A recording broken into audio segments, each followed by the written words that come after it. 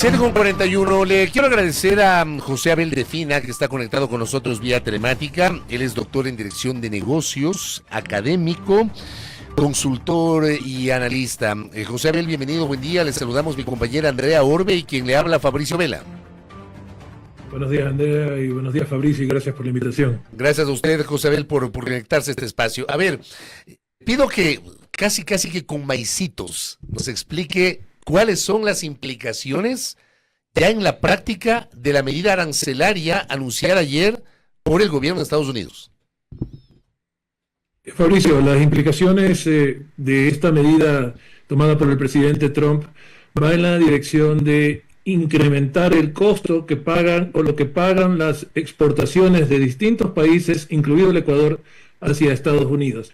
Lo que ha hecho es, si bien ya los países pagan derechos o pagan a Estados Unidos por poder vender en su territorio sus productos, en estos momentos lo que ha hecho el presidente Trump es aplicar una política de recíproca o de reciprocidad, que quiere decir que en la medida en que le cobran a los Estados Unidos por sus exportaciones, cuando Estados Unidos exporta a otros países, esos productos al entrar en esos países pagan unas tarifas, pagan unos aranceles.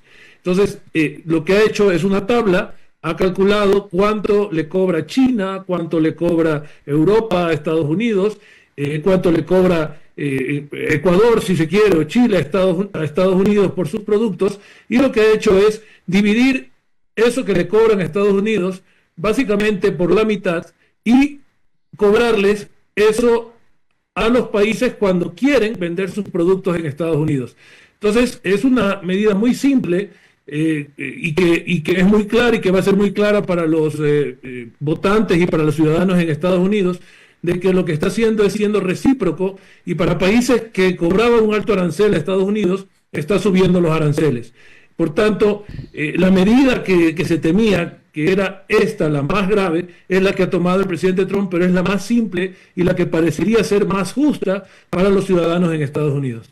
Realmente, digamos, es justa, hablando de manera general, hablando de manera global, lo que ha impuesto ahora mismo Estados Unidos. Y esto también ha sido, digamos, cuestionado, por ejemplo, por la Unión Europea, por otros países, de lo que ha ocurrido el día de ayer, y han dicho que entonces Estados Unidos está volviendo a este proteccionismo, si se quiere, ¿verdad?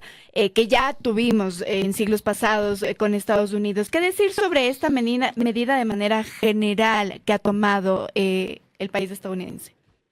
En términos históricos, desde de toda la vida de Estados Unidos, durante todo el siglo XVIII, durante todo el siglo XIX, los Estados Unidos fue un país extremadamente proteccionista, extremadamente echado hacia adentro. Fue solamente a raíz del siglo XX que comenzaron a bajar las tarifas, comenzaron a bajar los aranceles, y luego cuando Estados Unidos intentó a finales de la década 1920, en el año 1925, 1929, 1930, comenzó a subir estos aranceles, los subió al nivel del 20% aproximadamente. Se produjo, y hay algunos analistas que piensan que esto produjo la Gran Depresión. Es posible que sus estimados oyentes, cuando lean, escuchen comentarios sobre lo que va a pasar a continuación, les alarme mucho, porque van a escuchar que posiblemente en algunos casos que esta subida de los aranceles por parte de Estados Unidos va a provocar una subida de la inflación en Estados Unidos, va a provocar una recesión que ya estaba en un 40%, se esperaba que sucediera en Estados Unidos, y esto va a provocar pues entonces un problema, una depresión en Estados Unidos.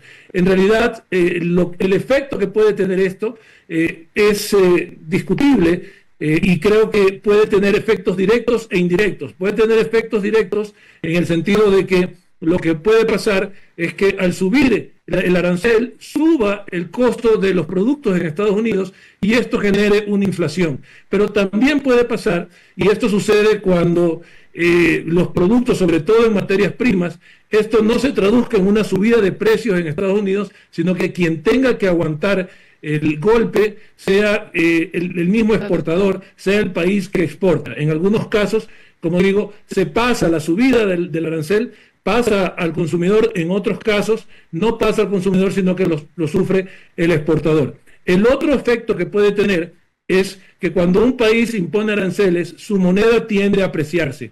Eso significaría que el dólar se puede estar apreciando, y si el dólar se aprecia, eso dificultaría las exportaciones del Ecuador, que es un país dolarizado, hacia otros países, ya que las exportaciones del Ecuador serían más caras.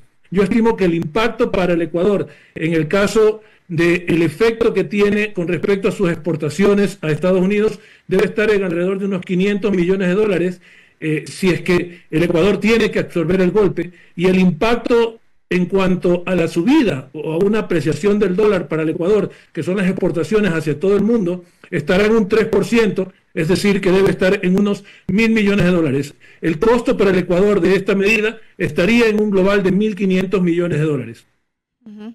¿Qué decir sobre la reacción que se ha tenido en el Ecuador respecto de esta medida? Voy a nombrar algunas cosas que hemos visto ya de reacciones de otros países. Por ejemplo, Reino Unido ha dicho que busca negociar discretamente para mitigar el impacto. Nueva Zelanda reconoce que el arancel es perjudicial, no lo celebra, pide aclaraciones técnicas. Perú ha activado su TLC y va a esperar la confirmación de que los productos clave estén protegidos. Colombia lo ha llamado un gran error, analiza medidas de apoyo a sus exportadores. Brasil aprueba una ley de represalias comerciales. México incluso, que no está, digamos, incluido en esta subida de los aranceles global, sí tiene el 25% para los carros, ¿verdad? También ha dicho que esta semana se dará ruedas de prensa y se tendrán reuniones para mirar cómo fortalecer la economía dentro de México. ¿Qué decir del Ecuador? ¿Cómo reacciona el día de ayer? Es decir, no tenemos, o más bien, tenemos o no un plan para enfrentar este arancel de 0 a 10%, evidentemente es digamos, una subida considerable, ¿no?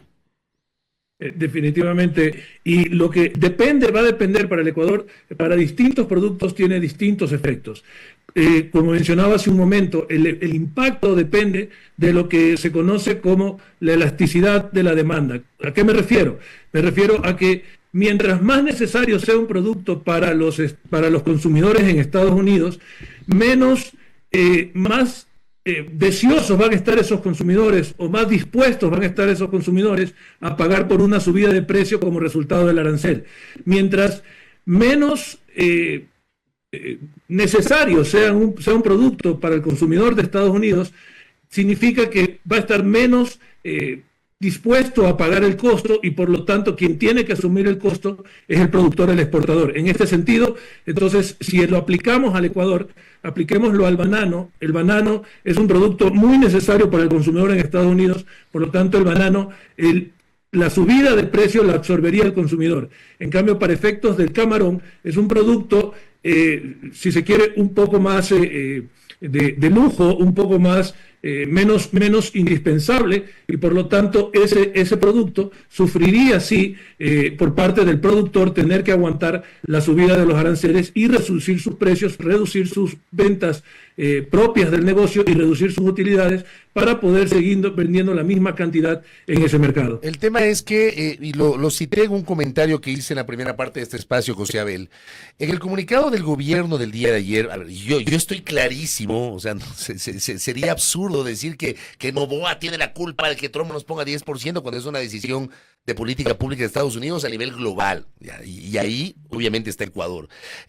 Pero en el comunicado del gobierno me faltó algún tipo de anuncio de que se va a dialogar con los exportadores para buscar alternativas que permitan a estos sectores de la producción paliar un poco el impacto de las medidas arancelarias. Yo le pregunto a usted si se puede adoptar algún mecanismo como lo que citaba Andrea, lo que se está haciendo en otros países o se ha anunciado en otros países, ¿se puede hacer en el caso del Ecuador?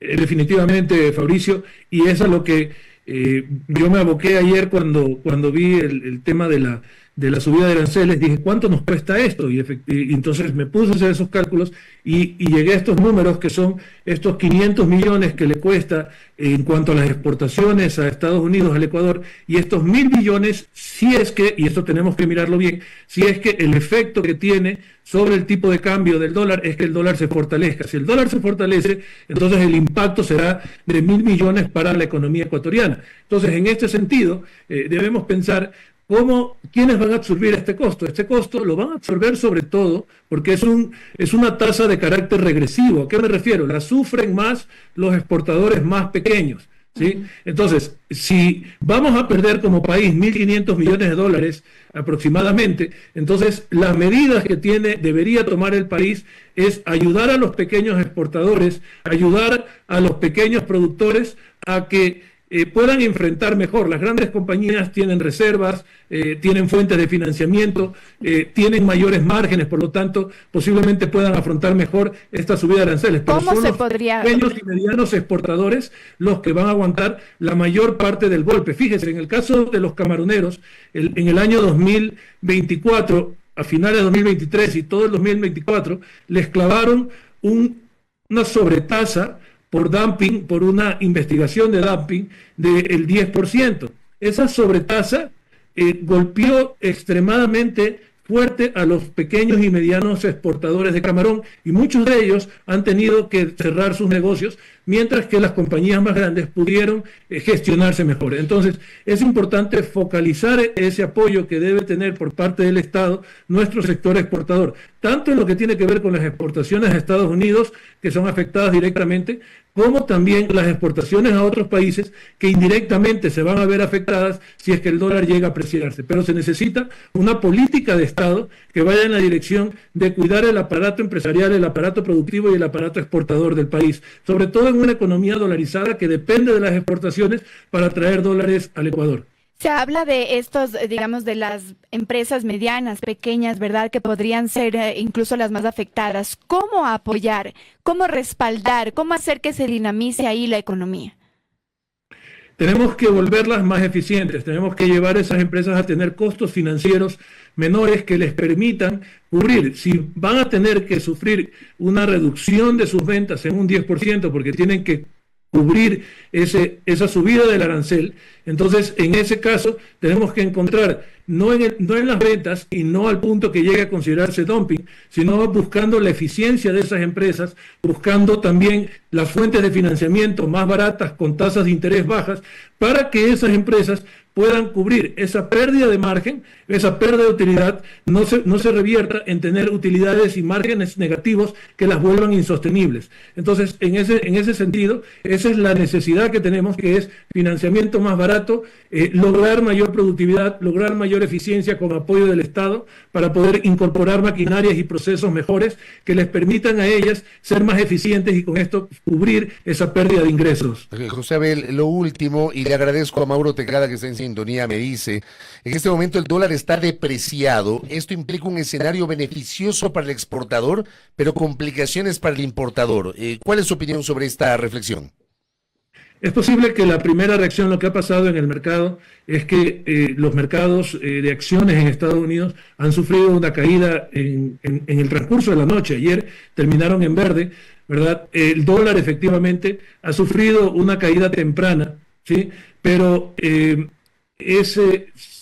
términos económicos, esa puede ser una caída temporal, ¿verdad? Y lo que puede pasar es que más bien un país que sube sus tarifas, que sube sus aranceles, hace más difícil que el resto de países consigan dólares. Entonces vuelve al dólar más escaso para los exportadores y por lo tanto esa moneda tiende a apreciarse. Ahora, si el efecto es un efecto de que quien absorbe el golpe de estas tarifas se traduce en inflación, puede ser que efectivamente veamos una depreciación momentánea o temporal por parte del dólar y luego veamos un efecto de rebote hacia una apreciación del dólar.